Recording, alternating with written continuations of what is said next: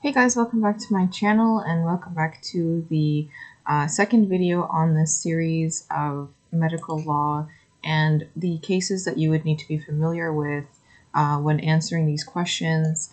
And this is the second video, like I said. In the previous one we went over 10 cases, so we are now going to do the rest, which are 15 cases that I think are important to know.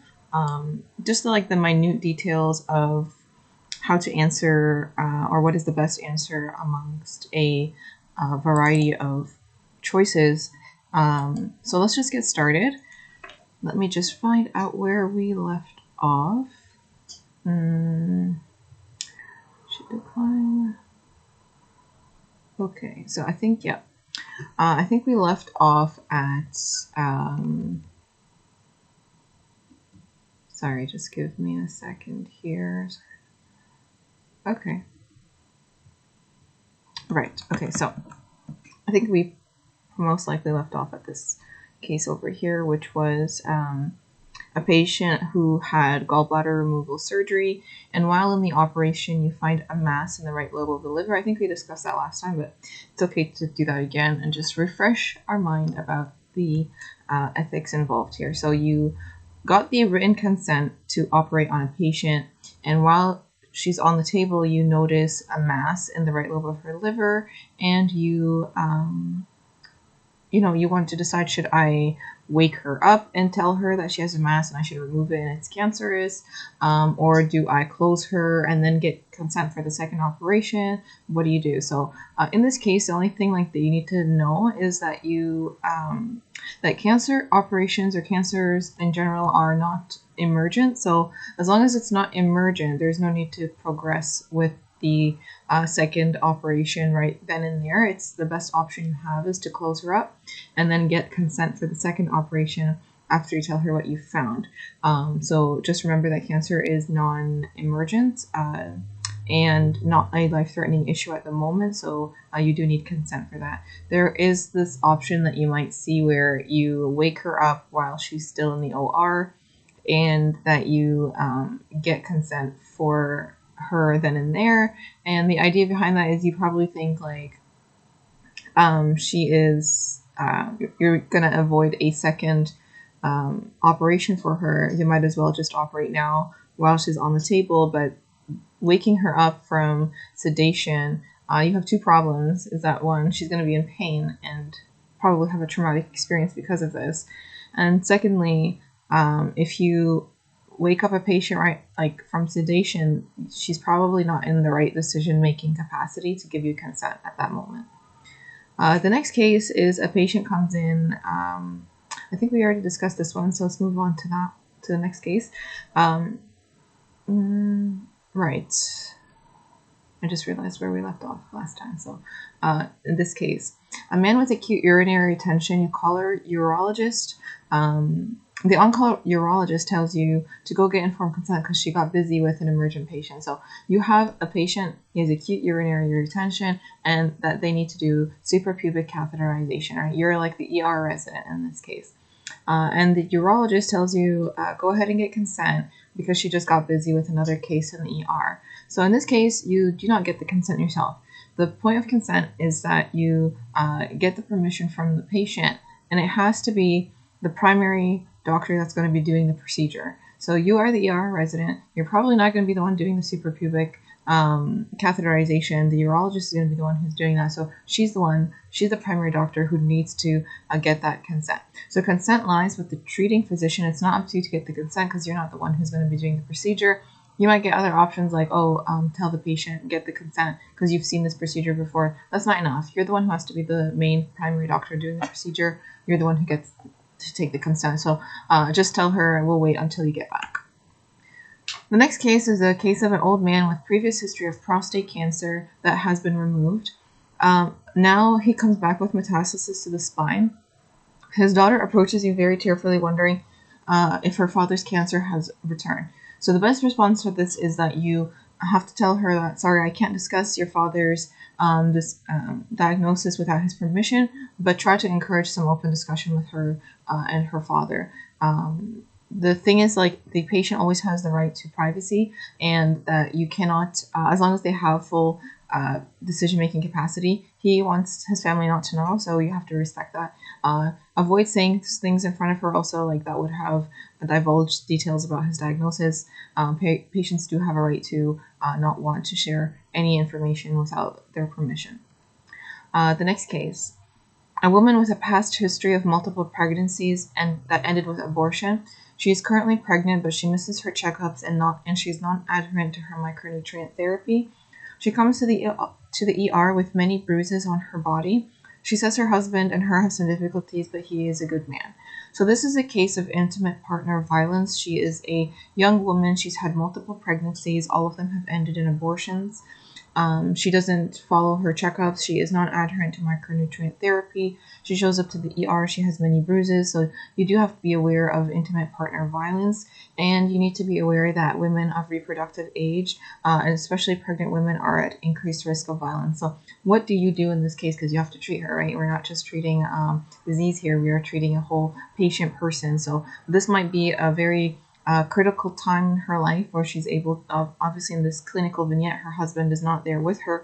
So this is probably her only opportunity to speak with someone who might be able to help her. So it is your job as the doctor to refer her to the community services that do support women in cases of intimate partner violence. You do have to inform her that when she starts to take the steps of separating herself from the abuse, that this does increase her risk of escalation with her husband or her partner.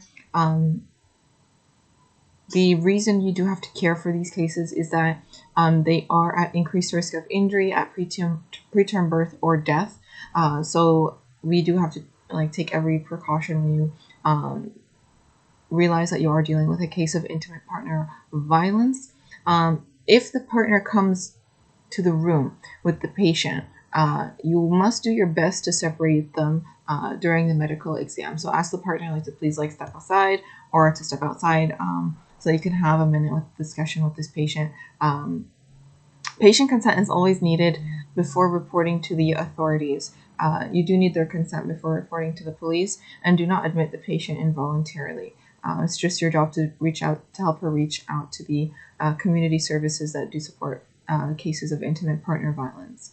The next case is a clinical trial on pregnant women has started. Consent is obtained from the father of the child. The pharmaceutical company is going to offer the couple subsidized antenatal care after the trial. So what is the problem? The problem here is the most important issue here is that they are testing on a vulnerable population. So vulnerable population is defined as pregnant women, prisoners, children, people of a minority race or a minority religion. They tend to be at increased risk of harm. So you have to be very cautious when seeing words like clinical trial involving pregnant women, a racial minority, prisoners, things like that.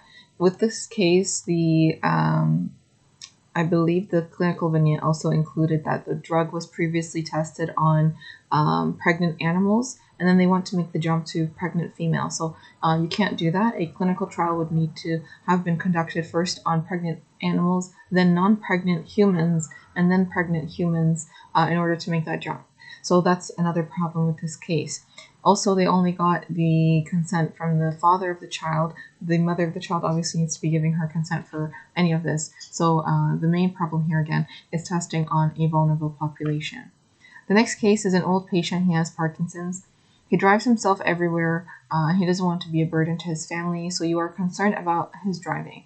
So if you have concern for driving, you must report to a rehabilitation, a driving rehabilitation center, and then it's up to them. So you're not supposed to report to the police. You report to state licensing as soon as you think that the patient's ability to drive is going to be at risk. So this patient has Parkinson's. You send him to evaluation for a driver rehab specialist. There you will decide if he will be cleared for driving. You must balance the public safety versus clearing the patient for driving, because he could get into an accident. So, this is like the same case as the previous case where somebody buys a gun to protect themselves. You need to weigh public safety versus this patient's right to protect himself, especially if you think he's paranoid or things like that. So public safety allows you to breach confidentiality and report to a driver rehab specialist. In some states, you will be held legally liable if you do not report potential driving impairment. So report to the state licensing, not to the police, and inform the police only if you've seen a criminal event. So if this person came, he was driving and he was taking drugs that impaired him, and he's driving under the influence, and you have to report that. If he drove and he hit somebody and it was a hit and run, you have to report that. So crimes, report them to the police, obviously. No crime has been committed here. He just came to your office. He drove here. He didn't want to be a burden to his family, but you're concerned because the medications that he's taking might impair his driving. So all you do is report.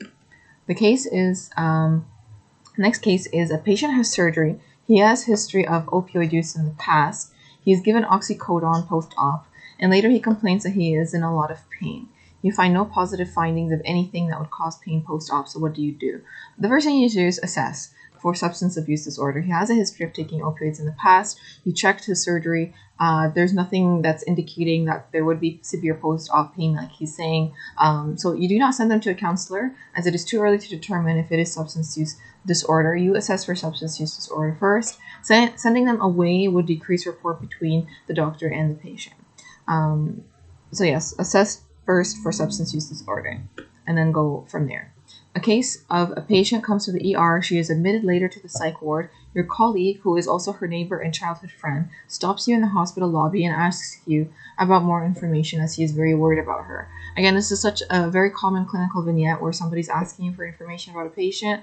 If this patient is like not insurance basically, and they're not asking very limited information, the answer is I'm sorry, but I can't divulge any more information to you because your goal is to protect patient privacy according to HIPAA rules. Yes, her friend is distressed. She's your colleague as well. You cannot divulge that information.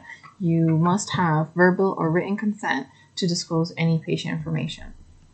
The next case is a patient is a married man. He tells you that he's having an affair and he wants to test for an STD. The test comes back and he is HIV positive, and he asks you not to tell anyone. His wife, incidentally, is also your patient. So you must report any communicable disease to the National Health Office, which will report to the CDC.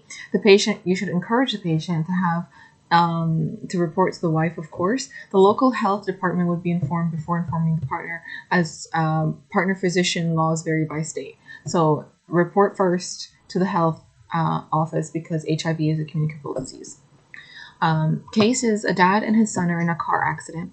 The father is stable and the son is not stable. He has multiple organ lacerations and internal bleeding. He is taken to the ER, but the father tells you, do not transfuse blood because he is a Jehovah's Witness. You call the mother and she confirms their faith, and she tells you wait till she gets to the hospital and do not transfer blood to the son. So what do? You transfer blood to the son. This is an emergency situation. The child has multiple lacerations, internal organ bleeding, and the family's faith. Essentially, you as a doctor must act in the best interest of the child because he's a minor. If he was an adult, if the father had, he's obviously in the car accident, he has injuries, and I believe this clinical vignette also includes that he is anemic, like his blood is 5.6, RBCs is 5.6, so he does need blood transfusion, but he's refusing because he's Jehovah's Witness, so you have to respect that. The minor in this case, you must act in the best interest of this child. So an adult has a right to refuse certain treatments. The rule does not apply for minors. Seeking a court order is recommended in these cases, but because this is an emergent nature, getting a court order would waste critical time. So you go ahead and you give the blood transfusion to the son, not to the father. If the father's condition was also emergent, like he's having internal bleeding and organ lacerations, then that would be a different case. An emergent case is in the ER that requires surgery. The on-call surgeon is 30 minutes late to the OR and the nurses smell alcohol on her. If she continues to operate on the patient, this is a breach of what's called non-maleficence. So there's an emergency, you are waiting for the surgeon, she's late, she shows up drunk. So if she shows up drunk, you are basically breaching the doctor's number one rule, which is do no harm. Of course, this patient needs surgery, but if I allow the patient to undergo surgery by a doctor who is impaired, I may be causing them additional harm than needed. So whatever happens is that, like, the nurse confirms it, the other people confirm it that this doctor is drunk, remove them from the OR, and then you have to report to physician health program. Physician health program will help that physician deal with the issue with what had happened, and then as long as the physician says that he's willing to treat the problem that they're having, then it's fine. They are not obligated to report to the licensing board unless they refuse to undergo any treatment. So you must always balance doing what is best for the patient versus do no harm. While the patient needs emergency surgery, he would be a great risk if he was operated on by a drunk surgeon. The staff in the operating room must act swiftly to stop the operation and find another surgeon to do the procedure. Some important notes. In medicine, the word justice means to treat all patients fairly and equitably. There's a difference between equity and a difference between equally, because some people need more services, more attention than others. So it's about equity, not equality. Autonomy is that the patient always has a right to make a decision about undergoing or refusal to undergo certain procedure or treatment. That is basically like the previous cases where we discussed the patient doesn't want something because of a religious reason. You have to respect that. Next case, your patient, her husband dies. He's a famous artist and she wishes to give your office one of his paintings as a sign of gratitude. You have to politely decline this gift because it is of substantial monetary value. Physicians are not allowed to accept gifts of great monetary value, such as a framed painting, such as jewelry, something that is personal, like a family heirloom, or an invitation to dinner, as this can be seen as a breach of professionalism. The next case is the case of the Office of a Department of Health is notified of irregularities at a hospital and they conduct an audit. They find the hospital and order immediate training on HIPAA rules. What probably happened? So if they're asking you to retrain all of your staff on HIPAA rules, then a breach of patient confidentiality has happened. And an example of this is likely that information was being shared through personal emails. So using personal emails at a hospital is against HIPAA violations. Charging a patient money, if you get in the clinical vignette an option of charging the patient money for their protected health records, this is not a violation. So patients are charged to receive a copy of their protected health records, and it is currently capped at $6.50. The next case is a baby. He is born with unconjugated hyperbilirubinemia. The patient refuses treatment, the parents refuse treatment, and they say that they will take the baby home and treat him with essential oils. What do? You admit the patient and you begin therapy immediately. This patient is at immediate risk of permanent brain damage due to kernicterus as a result of the unconjugated hyperbilirubinemia. This is therefore an emergency situation and you have to act in the best interest of the patient. Consent of the parents is not needed. If it is non-emergent and another therapy can be given, such as early stage cancer, and the patient still refuses, get a court order and begin therapy. Parental refusal is considered allowed if the treatment is legal, provided there is minimal non-life-threatening effect, such as refusal to vaccinate. Or if there is a terminal condition and you've exhausted all the available medical therapies and they want to stop treatment at that time, then you would have to respect that. But in this case, this is an emergency case. This is something that's treatable, and if I don't treat it, this baby will suffer. He'll have permanent brain damage. Irrespective of the parents' refusal, you go ahead and you start therapy. A 75-year-old woman with metastatic colon cancer. She has no family or friends. She comes to you in severe pain and she's asking for physician-assisted death as she cannot take it anymore. She is on 10 milligrams of oxycodone 12 hourly. What do? So in this case, clearly she's not taking enough pain medication to control her pain. So you would increase her pain medication dose because chances are you will decrease her level of pain and her desire to die would go away with that. Physician-assisted death is mostly illegal. Her pain is uncontrolled and increasing her analgesia will likely eliminate her desire to die. Refer to hospice only if you think the patient has less than 6 months to live. The next case is a patient is admitted to the hospital and given a blood transfusion. Insurance calls you to ask how long you think she will be at the hospital. Your correct answer should be that I think she'll be in the hospital for around 3 days. HIPAA allows disclosure of some information within limits, right? They don't really want to know anything other than how long is she going to be in the hospital, so that the insurance company can facilitate payment to the hospital. So this is covered under what is known as permitted disclosure. Don't say, oh, we gave her a blood transfusion and we might need her for 3 days, because now you've just disclosed personal information. Only reveal what is necessary to be known to fulfill the intended task. They only ask you how long is she going to be in the hospital. You only say how long you think she's going to be in the hospital for. And you might also get a question of whether or not they would need proof of identification. You don't need proof of identification when dealing with insurance companies. The next case is a 16-year-old boy. He admits to you that he is sexually active with multiple partners, and he comes back positive for gonorrhea, and he requests his parents not be told. So what you do is you treat him simply for his infection. Most laws state that you don't need parent consent to treat children or to treat minors for sexual health related problems like contraception, information about or dealing with their pregnancy, treatment of STDs. You don't need the parent's permission for that. So even though the patient is a minor, seeking parent permission for sexual health is not needed. This includes contraception, treatments of STDs. You are required to report to the local public health office, as gonorrhea is a notifiable disease. The next case, a 15-year-old pregnant woman wants an abortion, and she doesn't want her parents to know. You and your wife have been struggling to have a child after many miscarriages, and you feel uncomfortable and conflicted.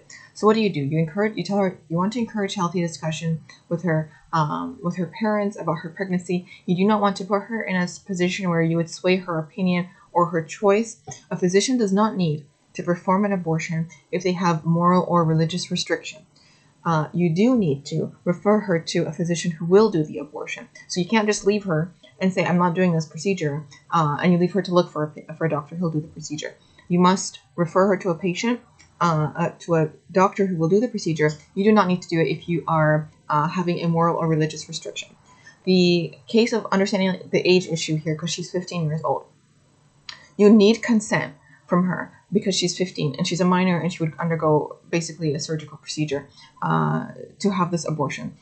She is unemancipated. So emancipation by law means that this is a minor that is not legally under adult guardianship. Either they were married previously or they're married. They are self-sufficient. They are independent. They have done military service. So this is considered emancipation. If she's 15 years old and she's married and she wants an abortion, then she will decide that on her own. If she's served in the military, she will decide that on her own. If she's independent, she will decide that on her own. But in this case, there's no clues for me that she is an emancipated minor. You do need consent from the parents. You must refer her to a doctor, again, who will do the procedure. You cannot leave her to go looking for one herself. Next case is your best friend is going on her vacation with her husband. She tells you that she ran out of birth control pills and she just wants you to write her a prescription. She's a prosecutor, and you know that her busy schedule means that she doesn't have enough time to visit a doctor. In this case, you cannot write her prescription. You direct her to another doctor who can help her because, of course, when you're writing contraception, you need to take a proper history. You need to look for any contraindications, all these things. Simply writing down a prescription would be a breach of professionalism. Request that she goes to another doctor so that he can write for her the prescription. Again, treating close family and friends in a preferential way would be a breach of professionalism. And that is the end of the video series on the medical legal section and behavioral and the medical legal section in the first aid or USMLE. Most of these cases tend to overlap with one another. So I hope you guys benefited from this video. If there are any other topics that you would like me to go over, any other sections you want me to go over, please let me know in the comments. Hopefully you found these two videos useful. These were mostly, a lot of the questions tend to be repetitive, all of which are along the lines of when and when you can't divulge any patient information. So you do need a solid understanding on those cases and the variety of ways that can be presented to you. The other cases you need to be aware of is just age, when you can perform a procedure, when you can't perform a procedure, and cases involving minors. Those tend to be the only complicated ethical questions. For the most part, I covered for you most of the important or high-yield clinical vignette examples that you would need to be aware of. So hopefully you found this video useful. And again, if there are other topics or other sections in the first aid book that you want me to cover, please let me know. And for those of you who are curious what my sources are the first aid book and the Amboss Q Bank for understanding legal medicine. So hope you enjoyed this video series, and I'll see you guys in the next video.